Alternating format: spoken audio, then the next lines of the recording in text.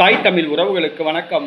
2026 தேர்தலில் போட்டியிடவில்லை, புதிய கட்சி அறிவிப்பு என்ற தலைப்பில் இந்த காணொளியை காண்கிறோம்.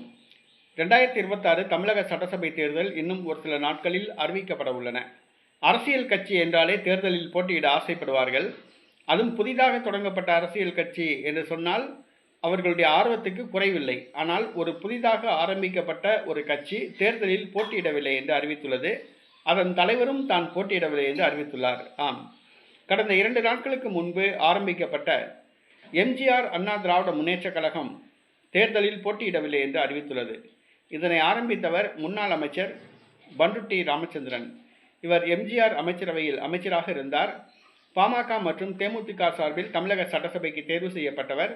ஓபிஎஸ்ஸிடமிருந்து விலகி புதிய கட்சியை ஆரம்பித்துள்ளார். கொடியை அறிவித்துள்ளார். தமிழக வெற்றி கழகத்துக்கு ஆதரவு தெரிவித்துள்ளார். ஆனால் வருகிற சட்டசபை தேர்தலில் தான் போட்டியிடப் போவது இல்லை என்று அறிவித்துள்ளார். தன்னுடைய ஆதரவு விஜய்க்கு என்று தெரிவித்துள்ளார். தானோ தன்னுடைய கட்சிக்காரர்களோ தேர்தலில் போட்டியிட மாட்டார்கள் என்று அறிவித்துள்ளார். தன்னுடைய கட்சிக்காரர்கள் யாராவது போட்டியிட வேண்டும் என்று விரும்பினால் அவர்கள் சுயேட்சையாக போட்டியிடலாம் என்று அறிவித்துள்ளார். கட்சி ஆரம்பித்து தேர்தலில் போட்டியிடவில்லை என்று அவர் அறிவித்திருப்பது அரசியலில் வினோதமாக இருக்கிறது. பொழுதுபோக்கிற்காக கட்சி ஆரம்பித்தாரா என்பது தெரியவில்லை. அவருக்கு வயது 80 வயது ஆகிறது. காலம் போன காலத்தில் கட்சி ஆரம்பித்து காமெடி பண்ணுகிறார்.